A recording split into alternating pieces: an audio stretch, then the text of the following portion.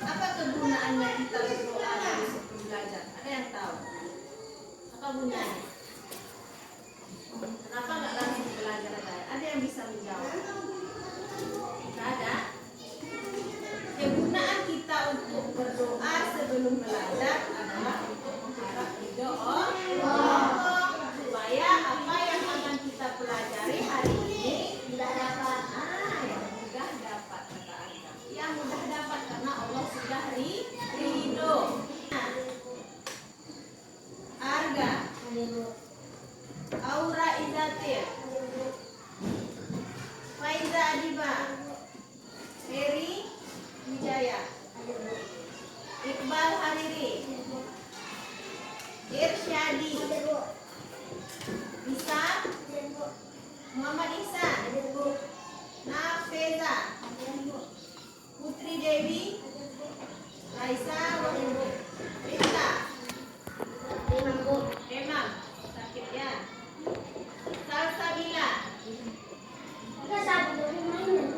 Salsabila kenapa dia?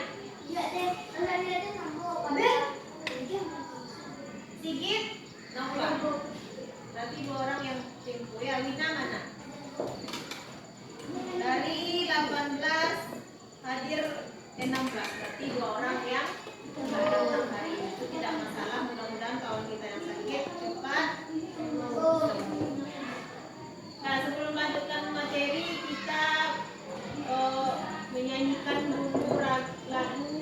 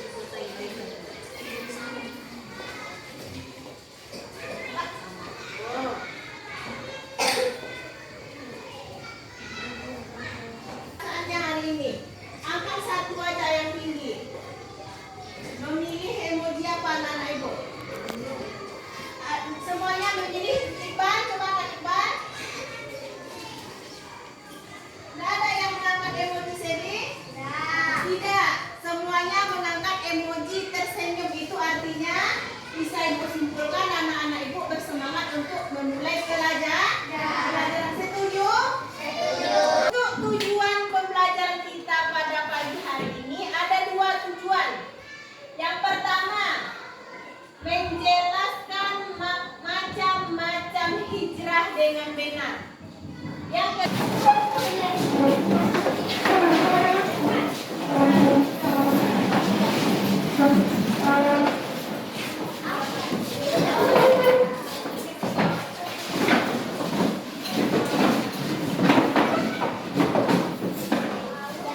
sebelum memulai diskusi di dalam kelompok, anak-anak ibu silakan perhatikan dulu video yang ibu tayangkan di depan. Video ini nanti berhubungan dengan tugas yang akan didiskusikan di kelompok dan akan menghasilkan proyek nanti yang anak-anak ibu buat. Ya, silakan disimak baik-baik. Dengan menghindari jalur utama ini, Rasulullah selamat dari kejaran kaum kafir Quraisy, bahkan sebagian mereka yang berupaya mengejar beliau dan rombongannya kehilangan jejak.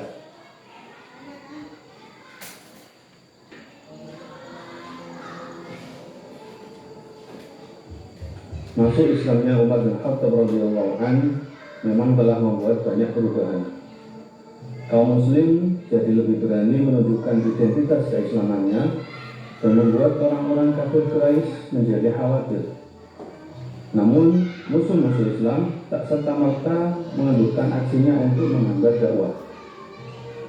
Mereka terus meneror Rasulullah SAW dan kaum muslim hingga Mekah tak lagi aman bagi mereka. Rasulullah akhirnya memerintahkan kepada kaum muslim untuk berhijrah ke Madinah yang kala itu masih bernama Yatsrib. Keputusan ini diambil untuk menghindari dampak buruk akibat ancaman dan intimidasi yang terus-menerus dilakukan kaum kafir Quraisy terhadap kaum muslimin.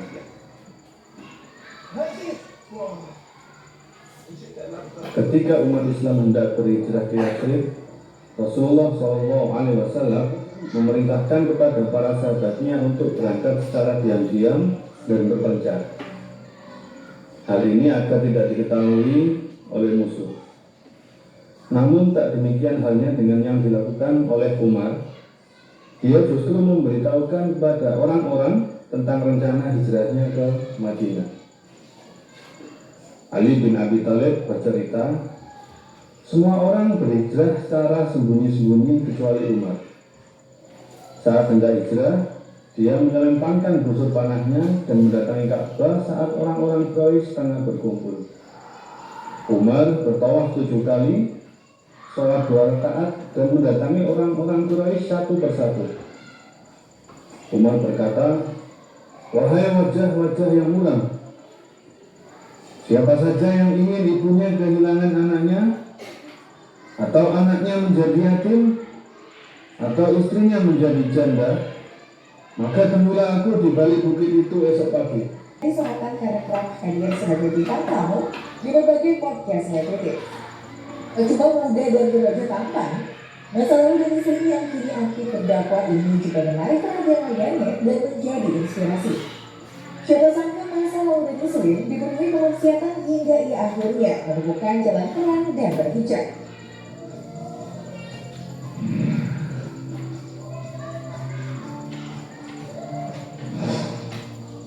Baik nama lengkap Denny Slim Setiawan ini lahir di Bogor pada tahun 1991. Dari ketahui menyelesaikan pendidikan tingginya di Universitas Muhammadiyah Sumatera Utara. Hingga kini, banyak yang menyangka jika Denny Slim merupakan seorang mu'alaf. Dengan pria berwajah oriental ini, rupanya telah menjadi seorang muslim sejak lahir. Meski begitu, saat sekolah SD sampai SMA, Denny Slim disekolahkan di sekolah Katolik. Kabar bahwa dirinya mu'alaf pun ditepis olehnya ketika menjadi bintang tamu dalam sebuah podcast di YouTube Denny Sumargo. Diketahui, Denny Slim kini telah melepas masa rajanya. Dia menikah dengan Yunda Faisyah melalui proses ta'aruf. Denny rupanya bertemu dengan jodohnya di universitas yang sama. Bahkan Yunda Faisyah, istrinya tersebut belajar di pondok pesantren dengan nama yang sama, namun berbeda cabang. Istri Dennis juga merupakan sosok wanita muslimah yang anggun dan menggunakan cadar. Ia tak jarang mendampingi Dennis dalam sejumlah kesempatan.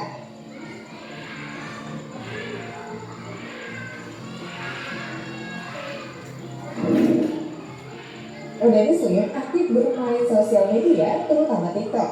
Di platform sosmed, asal minggu tersebut Dennis telah diikuti lebih dari 1,1 juta followers dan sudah terverifikasi alias Captain Biru. Dia sering menyampaikan dakwaannya di aplikasi tersebut dan mendapatkan banyak respon positif, terutama dari kaum hawa. Ustaz Denny Samuel kadang menyampaikan dakwah secara lugas dan mudah dimengerti. Bahkan, dari cara penyampaiannya saja sudah bisa membuat perhatian tertuju padanya.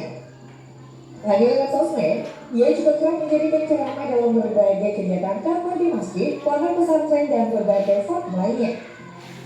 Jarang saat menjadi pembicara di luar sana, ia kerap menyiarkannya secara live di akun TikToknya. Saat yang kerap disebut ketua bagi siapa yang bertugas untuk menulis, untuk gunting, untuk menempel nantinya.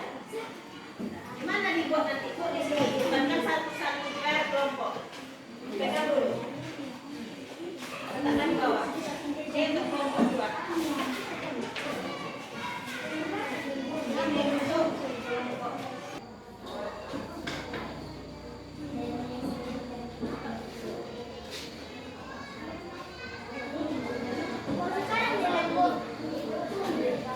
Tempelin nanti dulu. Tempelin di atas kalau di bawah ini.